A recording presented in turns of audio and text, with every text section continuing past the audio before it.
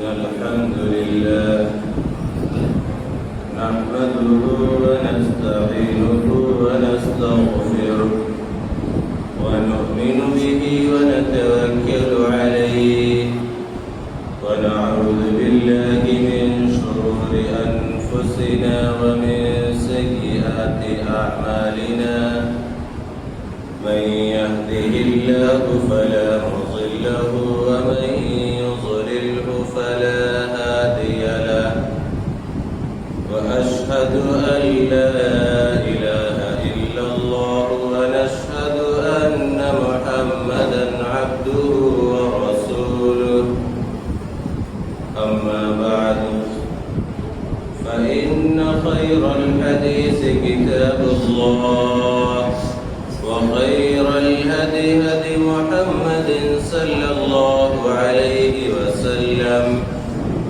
وشر الأمور محدثاتها وكل محدثة بدعة وكل بدعة ضلالة وكل ضلالة في النار فأعوذ بالله من الشيطان الرجيم بسم الله الرحمن الرحيم يا أيها الذين آمنوا اتقوا الله حق تقاته ولا تموتن إلا وأنتم مسلمون يا أيها الناس اعبدوا ربكم الذي خلقكم من نفس واحدة وخلق منها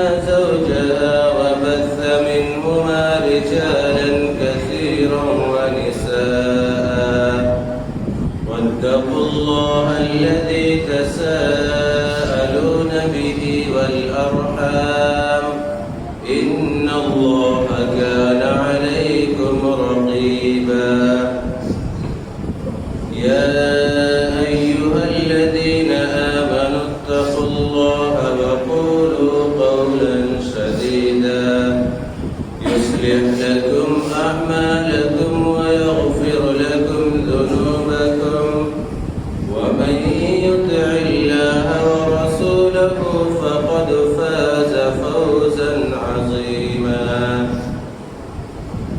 أعوذ بالله من الشيطان الرجيم بسم الله الرحمن الرحيم وما خلقت الجن والإنس إلا ليعبدون وقال أيضا وما أمروا إلا ليعبدوا الله مخلصين له الدين حنفاء ويقيموا الصلاة ويؤتوا الزكاة وذلك دين القيمة وقال أيضا حافظوا على الصلاة والصلاة الوسطى وقوموا لله قانتين وقال أيضا وإذا سألك عبادي أني فإني قريب أجيب دعوة الداعي إذا دعاني فليستجيبوا لي وليؤمنوا بي لعلهم يرشدون وقال النبي صلى الله عليه وسلم عن عائشة رضي الله عنها قالت سألت النبي صلى الله عليه وسلم عن الالتفات في الصلاة فقال هو اختلاس يختلسه الشيطان في صلاة العبد خدا کے راہ پر نبی کی جانب زمانے بھر کو ابھارنا ہے بس اتنا واجب ہے اس ناقل کا قرض تم کو اتارنا ہے چھوڑ کر یہ چمن ہم چلے جائیں گے چھوڑ کر یہ چمن ہم چلے جائیں گے پھر لوٹ کر ہم کبھی نہیں آئیں گے اور اچھے لوگوں کے نام بدایت ایک ایک لمحے جو ساتھ ہم ان لمحوں کو کیسے بھلا پائیں گے یہ گلشن یہ کلیاں یہ بچوں کی باتیں، یہ گلشن یہ کلیاں یہ بچوں کی باتیں، یہ بٹ یہ کنس قلعہ ساتھ جانا، اس محبت اور الفت کو کیسے بھلا پائیں گے، اس محبت اور الفت کو کیسے بھلا پائیں گے، ان رشتوں کو کیسے اپنے دل سے نکالیں گے۔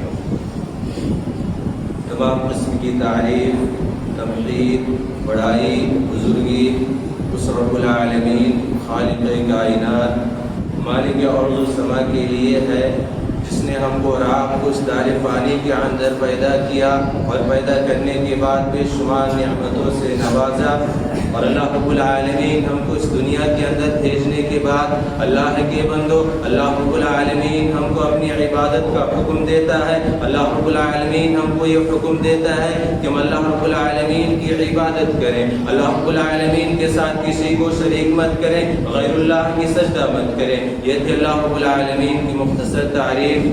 سبحان اللہ و بحمدہ سبحان اللہ العظیم۔ بعد درود و سلام نازل ہو تمام انبیاء کرام پر، خاص کر نبی اکرم صلی اللہ علیہ وسلم پر، ان کے آل پر، اصحاب کرام پر، ازواج مطہرات پر، و نبی اکرم صلی اللہ علیہ وسلم جنہوں نے ہم کو بتایا کہ کون سی عبادت کس طریقے سے کرنی چاہیے، کس عبادت کا کون سا طریقہ ہے، صلی اللہ علیہ وسلم۔ حاضرین جمعہ، امت کی پیاری ماں اور بہنوں، آج کے اس خطبہ جمعہ میں انشاءاللہ جس موضوع کی وضاحت کرنے کی کوشش کروں گا وہ موضوع ہے عبادتوں میں دل کیوں نہیں لگتا۔ اللہ کے بندو، اللہ کے بھلے بندو، اللہ رب العالمین کا تقوی اختیار کرو، اپنے دل کے اندر اللہ رب العالمین کا ڈر پیدا کرو، اپنے دل کے اندر اللہ رب العالمین کی خالص عبادت والا دل بناؤ۔ اللہ کے بندو، گناہوں سے بچو، غیبت سے بچو، چغلی سے بچو اور برائی سے بچو، جو بھی گناہ کے کام ہو اللہ کے بندو سے بچو۔ تو سب سے پہلے یہ جانتے ہیں کہ یہ عبادت کہتے کس کو ہے، عبادت کا مفہوم کیا ہے۔ عبادت کے دو مفہوم ہیں۔ عبادت کا ایک عام مفہوم یہ ہے، شیخ الاسلام ابن تیمیہ رحمہ اللہ کہتے ہیں کہ ہر قول، ہر فعل جس کا تعلق چاہے وہ ظاہری طور پر ہو چاہے وہ باطنی طور پر ہو، اللہ کے بندو اس کا تعلق اللہ رب العالمین سے ہو، اس کو اللہ رب العالمین کے لیے خالص کیا جائے، اس کا نام عبادت ہے۔ اللہ رب العالمین اپنے بندوں کے لیے جو چیز پسند کرے بندہ بھی اس چیز کو پسند کرے۔ اللہ رب العالمین جس چیز کا حکم دے بندہ اس چیز کو بجا لائے۔ اللہ رب العالمین جس چیز سے روکے بندہ اس چیز سے رک جائے، اس کا نام عبادت ہے۔ اس عبادت کی تعریف میں زندگی کے سارے معاملات اس کے اندر داخل ہو جاتے ہیں۔ اللہ رب العالمین مسلمان جب اللہ رب العالمین کے بتائے ہوئے طور طریقے کے مطابق زندگی گزارتا ہے، رب العالمین کو راضی کرنے کے لیے کوئی نیک عمل کرتا ہے، رب العالمین کی خوشنودی کے لیے کوئی کام کرتا ہے، رب العالمین کو راضی کرنے کے لیے کوئی کام کرے، دین کے مطابق جو کام ہو اس کو انجام دے، اور اللہ اس کے رسول صلی اللہ علیہ وسلم کے طور طریقے کے مطابق کوئی کام انجام دے، تو اللہ کی بندو یہی عبادت ہے۔ نماز، روزہ، حج، زکات، اس کے علاوہ آپ دیکھیں گے تجارت اگر سنت کے مطابق ہو تو اللہ کے بندو یہ بھی عبادت ہے۔ میاں بیوی کے آپس کے جو معاملات ہوتے ہیں اگر یہ بھی سنت کے مطابق ہو تو اللہ کے بندو یہ بھی عبادت ہے۔ اسی طریقے سے قضائے حاجت میں جانے اور اس کے بعد کے آداب کا اہتمام کرنا، ان کے دعاؤں کا اہتمام کرنا، اللہ کے بندو یہ بھی عبادت ہے۔ مسجد میں داخل ہونے کی دعا پڑھنا اور مسجد سے نکلنے کی دعا پڑھنا، اللہ کے بندو یہ بھی عبادت ہے۔ اور اسی طریقے سے سونے کا تو جو طریقہ اللہ کے رسول صلی اللہ علیہ وسلم نے بتایا ہے، اللہ کے بندو یہ بھی عبادت ہے۔ تو اس عام عبادت کے اندر یہ ساری چیزیں داخل ہو جاتی ہیں۔ اور عبادت کا دوسرا مفہوم ہے، وہ خاص مفہوم یہ ہے جو معاملات کے مقابلے میں بیان کیا جاتا ہے، یعنی جس کا تعلق بندے اور اللہ رب العالمین سے ہو، اور اگرچہ وہ ذاتی ہی کیوں نہ ہو، اگر وہ تعلق اللہ اس کے رسول صلی اللہ علیہ وسلم سے ہو، یعنی بندے کا تعلق اور اللہ کا تعلق خاص ہو، اس کے اندر کوئی تیسرا دخل اندازی کرنے والا نہ ہو، تو یہ خاص عبادت اللہ تعالیٰ کی، اللہ کے بندوں۔ نماز، روزہ، حج، زکات، اللہ رب العالمین سے ڈرنا، اللہ رب العالمین کا خوف اپنے دل کے اندر پیدا کرنا، یہ بھی ایک عبادت ہے۔ اللہ رب العالمین قرآن مجید کے اندر سورہ زاریات سورہ نمبر 51 آیت نمبر 56 کے اندر اللہ رب العالمین ارشاد فرما رہا ہے وَمَا خَلَقْتُ الْجِنَّ وَالْإِنسَ إِلَّا لِيَعْبُدُونِ، کہ اللہ کے بندو اللہ رب العالمین کہہ رہا ہے کہ ہم نے تم کو اس دنیا کے اندر بھیجا تو اپنی عبادت کے لیے بھیجا ہے۔ اب عبادت چاہے وہ عام مفہوم میں ہو یا خاص مفہوم میں ہو، یعنی ہم کوئی بھی کام کریں اللہ رب العالمین کو راضی کرنے والا کام کریں، اسی چیز کا نام عبادت اللہ کے بندو۔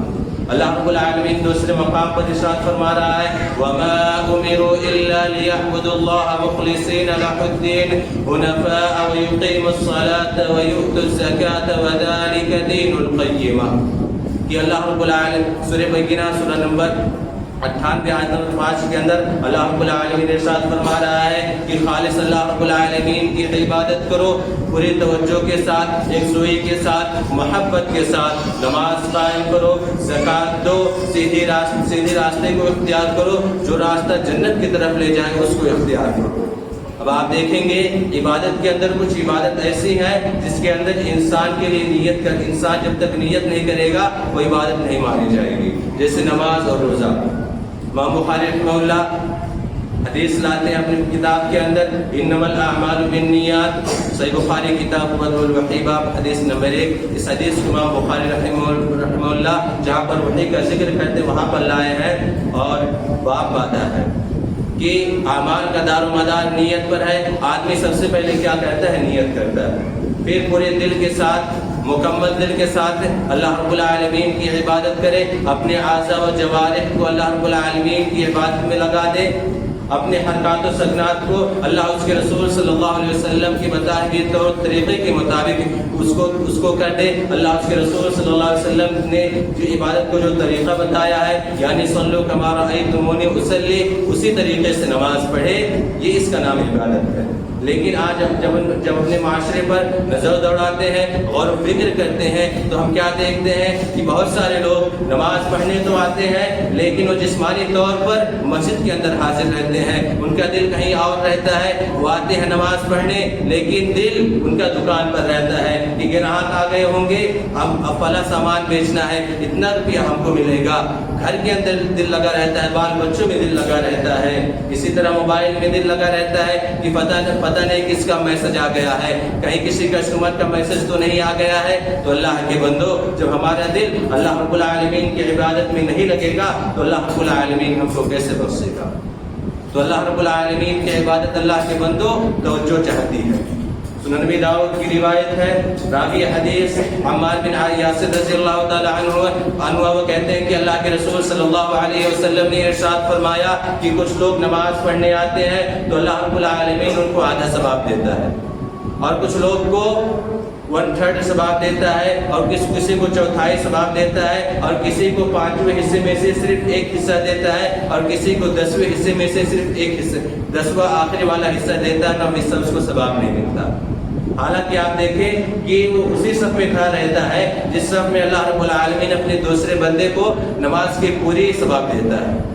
وہ امام کے ساتھ آتا ہے، یہ بھی تکبیر تحریمہ میں کھڑا ہوتا ہے اور سلام پھیرنے تک رہتا ہے، اور دوسرا شخص جس کو اللہ رب العالمین پورا ثواب دیتا ہے وہ بھی تکبیر تحریمہ میں آتا ہے اور سلام پھیرنے تک رہتا ہے، یہ بھی تلاوت سنتا ہے، یہ بھی دوسرا شخص بھی تلاوت سنتا ہے، یہ بھی رکوع کرتا ہے، دوسرا بھی رکوع کرتا ہے، لیکن وجہ کیا ہے کہ ایک شخص کو اللہ رب العالمین کم ثواب دے رہا ہے اور دوسرے کو زیادہ ثواب دے رہا ہے۔ یہ ثواب میں جو کمی ہو رہی ہے اللہ کے بندو، یہ اللہ اس کے رسول صلی اللہ علیہ وسلم نے جو نماز کے آداب بتائے ہیں، جو طور طریقے بتائے ہیں، آج ہم اس آداب کو بجا نہیں لاتے ہیں، پورے دل جمعی کے ساتھ اللہ رب العالمین کی عبادت نہیں کرتے ہیں۔ تو اللہ کے بندو، پورے دل جمعی کے ساتھ اللہ رب العالمین کی عبادت کرو۔ آج ہماری نمازوں کا حال یہ ہے کہ آج مسجدیں ویران رہتی ہیں، کوئی نماز پڑھنے والا نہیں رہتا۔ آج آپ دیکھیں گے بہت فتنے تو بہت چل چکے ہیں، انہی فتنوں میں سے آپ دیکھیں گے ایک فتنہ اسکرولنگ کا فتنہ، یا آپ کہہ رہے ہیں ریلز کا فتنہ۔ آپ نوجوان ہو یا بچے ہو، آپ دیکھیں گے 1 گھنٹہ 2 گھنٹہ ریلز دیکھ سکتے ہیں، لیکن اگر آپ ان سے کہو کہ اللہ کے بندے چلو نماز پڑھنے کے لیے، تو ان کے لیے نماز پڑھنے کے لیے وقت نہیں رہتا ہے۔ اور بہت سارے ماں باپ کی تو شکایتیں بھی ہیں کہ مولانا ہم کہتے ہیں کہ بچوں کو نماز پڑھنے کے لیے، بچے بڑے ہو گئے ہیں لیکن وہ ہماری بات نہیں سنتے ہیں، وہ نماز پڑھنے کے لیے نہیں آتے ہیں۔ سنو، بات یہ ہے کہ جب تک نوجوانوں کے ذہن و دماغ سے یہ ریلز کا فتنہ نہیں نکلے گا تب تک وہ دین کی طرف نہیں آئیں گے، کیونکہ آپ کو معلوم ہونا چاہیے کہ ہمارے دماغ میں ایک میموری ہوتی ہے، تو اگر کوئی شخص مسلسل کوئی چیز دیکھتا ہے تو میموری وہ کیچ کر لیتی ہے، اور پھر جب دین کی بات وہ سنتا ہے تو میموری کہتی ہے کہ چلو ریلز دیکھتے ہیں، دین کی بات میں مزہ نہیں ہے۔ اس لیے نوجوان آج نہ ماں باپ کی بات سنتے ہیں نہ نماز کے لیے آتے ہیں۔ تو اللہ کے بندو، جب نماز کی حالت رہے گی تو اللہ رب العالمین ہماری اور آپ کی مدد کیسے کرے گا؟ شاعر کہتا ہے جو میں سر بسجدہ ہوا کبھی تو زمین سے آنے لگی صدا، تیرا دل ہے صنم آشنا، تجھے کیا ملے گا نماز؟ اللہ کے بندو، ہم جتنا نماز میں دل جمعی کے ساتھ حاضر رہیں گے، اللہ رب العالمین ہم کو اتنا ہی ثواب دے گا، کیونکہ اللہ رب العالمین اپنے بندے کی نیت کو دیکھتا ہے، اور بندے کی نیت کو دیکھتے ہوئے اللہ رب العالمین اس کو ثواب دیتا ہے۔ اور اللہ کے بندے یاد رکھو کہ جب تک ہمارا اور آپ کا رشتہ اللہ رب العالمین سے گہرا مضبوط نہیں ہوگا تب تک ہمارا نماز میں دل نہیں لگے گا۔ آج ہماری عبادتیں بہت کچی ہیں، اور ہم سوچتے ہیں کہ پختگی والی عبادت ہم کو نصیب ہو جائے، ایسا نہیں ہوگا۔ ہم کو سب سے پہلے اللہ رب العالمین سے دل لگانا ہوگا، تب جا کر کے عبادت میں دل لگے گا۔ اللہ کے بندو، آج جب اپنی مسجد کے اندر آتے ہیں تو ہم کیا دیکھتے ہیں کہ لوگ آتے ہیں نماز پڑھنے کے لیے، تو مسجد کے اندر دنیا کی باتیں کریں گے اور ادھر ادھر کی باتیں کریں گے، لیکن ذکر و اذکار میں ان کا دل نہیں لگتا۔ حالانکہ آپ کو معلوم ہے کہ اللہ کے رسول صلی اللہ علیہ وسلم نے فرمایا کہ اگر کوئی چیز گم ہو جائے تو ہم مسجد کے اندر اس کا اعلان بھی نہیں کر سکتے۔ تو اللہ کے بندوں ذرا یہ بتاؤ کہ مسجد کے اندر دنیا کی باتیں کرنا یا ادھر ادھر کی باتیں کرنا یہ کہاں سے جائز ہو سکتا ہے؟ تو مسجد ہے تو مسجد کے اندر نہ دنیا کی باتیں مت کریں بلکہ ذکر و اذکار کریں۔ مسجد اس لیے بنائی گئی ہے، ہم ایک طرف زبان سے ذکر و اذکار کرتے ہیں، تلاوت کرتے ہیں، اور ہمارا دل کہیں اور لگا رہتا ہے، تو اللہ کے بندو ہماری عبادت کے اندر کیسے اثر ہوگا؟ اللہ کے بندو نماز کی حفاظت کرو۔ اللہ رب العالمین سورہ بقرہ سورہ نمبر 2 آیت نمبر 238 کے اندر ارشاد فرما رہا ہے، حافظوا علی الصلاۃ والصلاۃ الوسطی وقوموا للہ قانتین، کہ نماز کی حفاظت کرو، خاص کر صلاۃ عصر کی اور صلاۃ فجر کی نماز کی حفاظت کرو، اور اللہ رب العالمین کے سامنے ادب کے ساتھ کھڑے ہو جاؤ۔ اچھا، ایک سمپل سی بات یا سیدھی سی بات آپ سے یہ پوچھنا چاہتا ہوں، ذرا آپ یہ بتائیں، اگر آپ کسی سے بات کر رہے ہیں یا آپ کسی کے سامنے کھڑے ہیں اور دوسرا شخص آپ کی بات کو دھیان سے نہ سنے، تو کیا آپ اس شخص کو یہ نہیں کہیں گے کہ اللہ کے بندے تمہارا ذہن نہیں، تم میری بات کو دھیان سے نہیں سن رہے ہو، بعد میں بات کریں گے، یا آپ وہاں سے چلے جائیں گے؟ آپ اس کی بے رخی کو بے توجہی کو برداشت نہیں کر سکتے۔ حالانکہ بندہ محتاج ہوتا ہے، اللہ رب العالمین کسی کا محتاج نہیں ہے، اللہ رب العالمین ہر ایک کا بادشاہ ہے۔ تو ذرا یہ بتائیں کہ اللہ رب العالمین کے دربار میں جب ہم کھڑے ہوں اور بادشاہوں کے بادشاہ کے دربار میں کھڑے ہوں، ہمارا ذہن نماز کے اندر نہ ہو، تو اللہ رب العالمین ہم کو ہدایت کیسے نصیب کرے گا؟ اللہ رب العالمین ہم کو چین و سکون کیسے نصیب کرے گا؟ تو اگر اللہ رب العالمین کا چین و سکون چاہتے ہو تو اللہ کے بندو نماز کے اندر اپنا دل لگاؤ، ادھر ادھر کی باتیں مت کرو۔ اور آپ دیکھیں کہ پہلے ہوتا کیا تھا کہ صحابہ کرام جب نماز فرض ہوئی تو صحابہ کرام ایک دوسرے سے بات کیا کرتے تھے۔ شروعات میں صحابہ کرام بات کیا کرتے تھے تو پھر اللہ رب العالمین نے صحابہ کرام کی جب اس بے توجہی کو دیکھا، وہ کچھ لیا کرتے تھے ایک رکعت پھر 2 رکعت، لوگ بتا دیتے تھے کہ ایک رکعت میں پھر اللہ پر کہا کرتے تھے. پھر اللہ رب العالمین نے اس حکم کو بدل دیا اور کہا صحابہ کرام سے کہ میرے بندے پوری توجہ کے ساتھ تو نماز میں حاضر ہو، دل جمعی کے ساتھ تو حاضر رہو، تب تیری عبادت ہم قبول کریں گے. صحیح بخاری کتاب الادان باب الالتفات فی الصلاۃ حدیث نمبر 751. اس حدیث کو امام بخاری رحمہ اللہ بخاری شریف کے اندر جہاں پر اذان کا ذکر وہاں پر لاتے ہیں اور بات باتیں ہیں کہ نماز کے اندر ادھر ادھر دیکھنا. عن عائشة رضی اللہ عنہا قالت سألت رسول اللہ صلی اللہ علیہ وسلم عن الالتفات فی الصلاۃ. حضرت عائشہ صدیقہ مطہرہ رضی اللہ عنہا کہتی ہیں کہ میں نے اللہ کے رسول صلی اللہ علیہ وسلم سے پوچھا کہ لوگ ادھر ادھر نماز کے اندر دیکھتے ہیں، اس کے تعلق سے آپ کچھ بتائیے. فقال وقتلس یقتلسه الشیطان فی الصلاۃ العبد. حضرت اللہ کے رسول صلی اللہ علیہ وسلم نے فرمایا کہ شیطان نماز میں ڈاکہ ڈال دیتا ہے. تو اللہ کے بندو، اگر نماز کے اندر چین و سکون چاہتے ہو تو پورے دل جمعی کے ساتھ نماز پڑھو اور اللہ رب العالمین کے لیے خالص عبادت کرو، تب جا کر کے نماز اللہ رب العالمین قبول کرے گا، تب جا کر کے ہماری نماز میں لذت ملے گی ہم کو، تب جا کر چین و سکون ملے گا. آپ دیکھیں اللہ رب العالمین قرآن مجید کے اندر ارشاد فرما رہا ہے ان الصلاۃ تنہی عن الفحشاء والمنکر، بے شک یہ نماز بے حیائی سے روکتی ہے، برائی سے روکتی ہے. لیکن آج ہم نماز پڑھتے ہیں، یہ نماز ہم کو بے حیائی سے نہیں روک پاتی. کیوں؟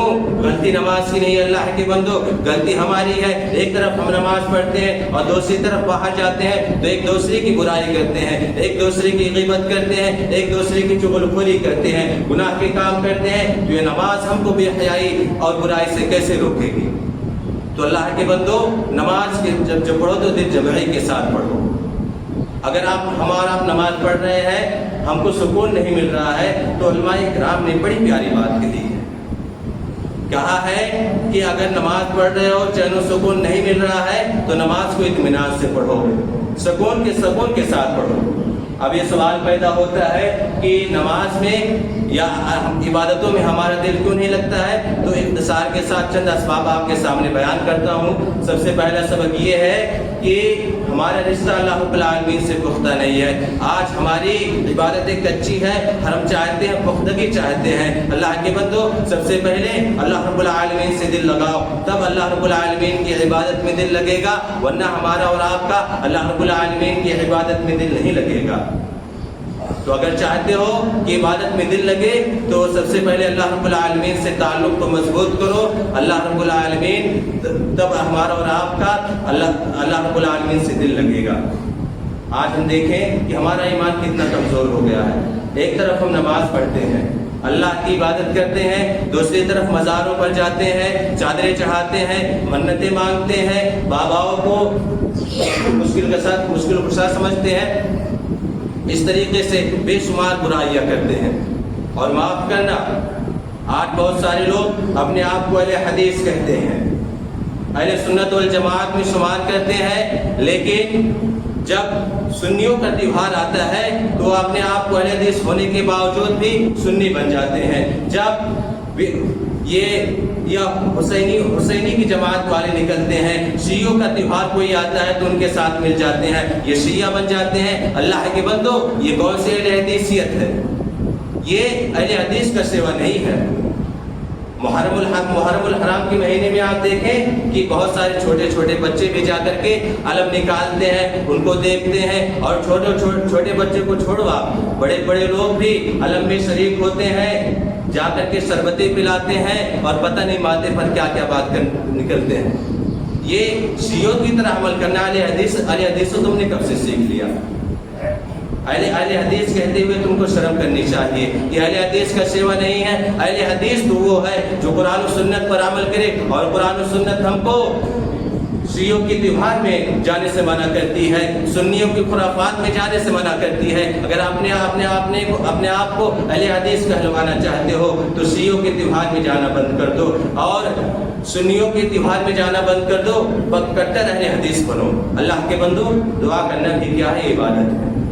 اللہ کے رسول صلی اللہ علیہ وسلم نے فرمایا الدعاء هو العبادہ، دعا کرنا کیا ہے؟ عبادت ہے۔ لیکن آج آپ دیکھیں کہ لوگ اللہ رب العالمین کو چھوڑ کر کے دوسرے سے مانگتے ہیں، ان کو مشکل کسا سمجھتے ہیں۔ اللہ رب العالمین سورہ بقرہ سورہ نمبر 2 آیت نمبر 186 کے اندر ارشاد فرما رہا ہے وَإِذَا سَأَلَكَ عِبَادِي عَنِّي فَإِنِّي قَرِيبٌ أُجِيبُ دَعْوَةَ الدَّاعِ إِذَا دَعَانِ فَلْيَسْتَجِيبُوا لِي وَلْيُؤْمِنُوا بِي لَعَلَّهُمْ يَرْشُدُونَ۔ کہ اللہ کے بندو، اللہ رب العالمین کہہ رہا ہے کہ میرے بندے پوچھ رہے ہیں میرے بارے میں، تم کہہ دو کہ اللہ کے رسول صلی اللہ علیہ وسلم کہ میں ان سے بہت زیادہ قریب ہوں، وہ مجھ سے مانگے، میں ان کی پکار کو سنوں گا، وہ ان کی ایمان میں اضافہ ہوگا، وہ کامیاب ہو جائیں گے۔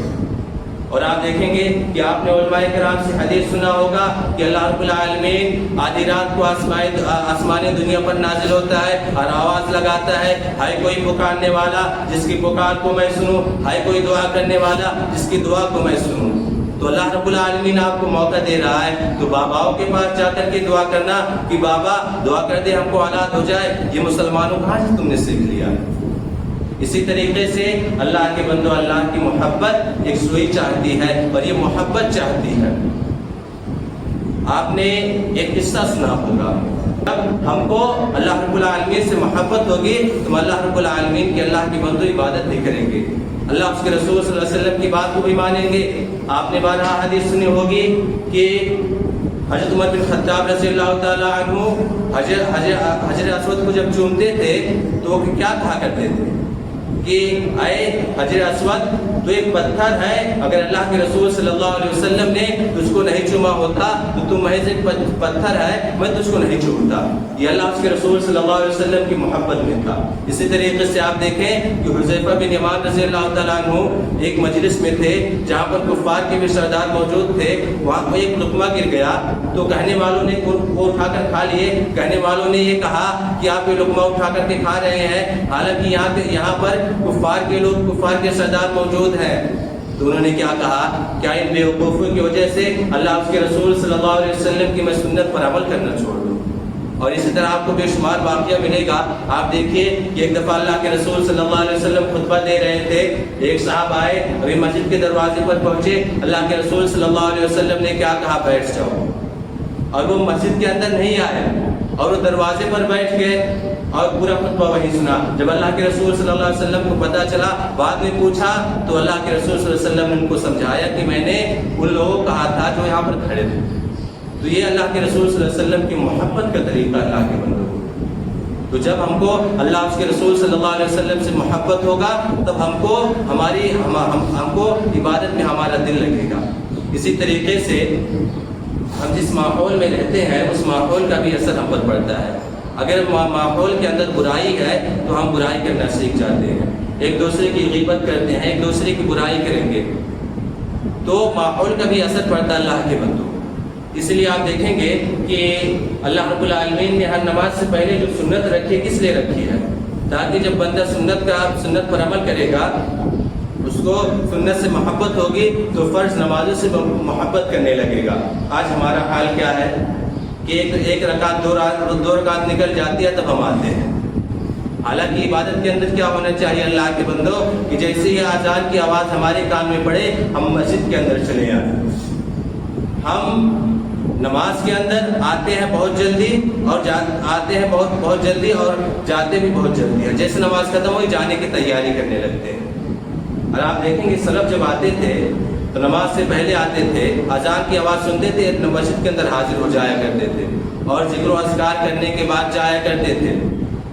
تو اللہ کے بندو اس نماز کے لیے بھی آپ کو وقت نکالنا پڑے گا، کیونکہ یہ بہت قیمتی چیز ہے اور قیمتی سرمایے کے لیے آپ کو وقت نکالنا پڑے گا۔ جس طرح تجارت کے لیے آپ وقت نکالتے ہیں تو اس نماز کے لیے بھی اللہ کے بندو آپ کو وقت نکالنا پڑے گا۔ جب تک وقت نہیں نکالو گے تب تک عبادت کے اندر ہمارا اور آپ کا دل نہیں لگے گا۔ تیسرا طریقہ یہ ہے کہ تیسری وجہ آپ یہ ہے کہ آج کسی سے پوچھ لیا جائے سورہ فاتحہ کا مطلب کیا ہے، بہت کم لوگ بتا پائیں گے۔ رکوع میں کون سی دعا پڑھی جاتی ہے اس کا مطلب کیا ہے، بہت کم لوگوں کو معلوم ہے۔ سمیع اللہ لمن حمدہ کا معنی مطلب کیا ہے، بہت کم لوگ بتا پائیں گے۔ تحیات کا مطلب کیا نہیں بتا پائیں گے۔ تو اللہ کے بندو جب نماز جیسی عبادت میں مین چیز کیا عربی ہے، اس کی دعا ہے، اس کا معنی مفہوم آپ کو نہیں معلوم رہے گا تو نماز میں آپ کے دل کیسے لگے گا؟ اسی طریقے سے دوسری جو عبادت ہے آپ کو اس کا طریقہ نہیں معلوم رہے گا تو اس میں آپ کا دل کیسے لگے گا؟ اسی طریقے سے چوتھی وجہ یہ ہے کہ آج ہم خواہشات کے پیچھے پڑ گئے ہیں، خاص کر جنسی خواہشات کے پیچھے جو شخص پڑ جاتا ہے وہ اللہ رب العالمین کی عبادت سے دور ہو جاتا ہے۔ اللہ رب العالمین سورہ مریم سورہ نمبر 19 آیت نمبر 59 کے اندر ارشاد فرما رہا ہے فَخَلَفَ مِن بَعْدِ خَلْفٌ أَضَاعُوا الصَّلَاةَ وَاتَّبَعُوا الشَّهَوَاتِ وَسَوْفَ يَلْقَوْنَ غَيًّا۔ ان کے بعد کچھ ایسے لوگ پیدا ہوں گے، یعنی نبی کے بعد، صالحین کے بعد کچھ ایسے لوگ آئے جنہوں نے نماز کو ضائع کر دی، خواہشات کے پیچھے پڑ گئے۔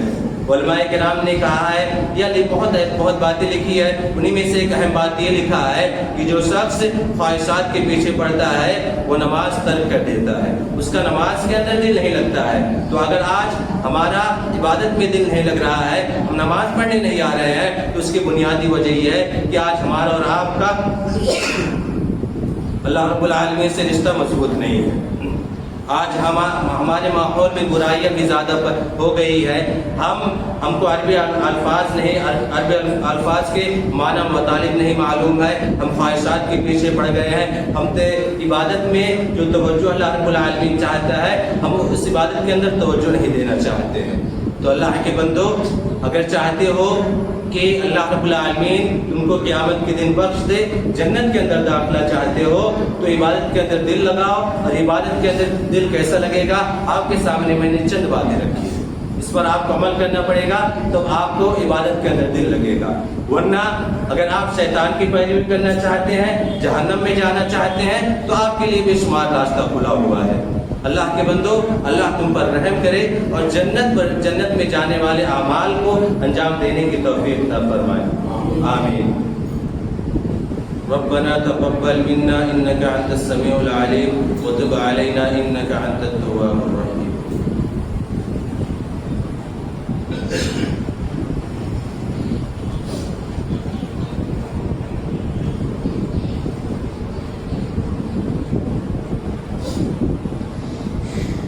الحمد لله نحمده ونستعينه ونستغفره ونؤمن به ونتوكل عليه ونعوذ بالله من شرور أنفسنا ومن سيئات أعمالنا من يهده الله فلا مضل له ومن يضلل فلا هادي له وأشهد أن لا إله إلا الله ونشهد أن محمدا عبده ورسوله يا أيها الذين آمنوا صلوا عليه وسلموا تسليما اللهم صل على محمد وعلى آل محمد كما صليت على إبراهيم وعلى آل إبراهيم إنك حميد مجيد اللهم بارك على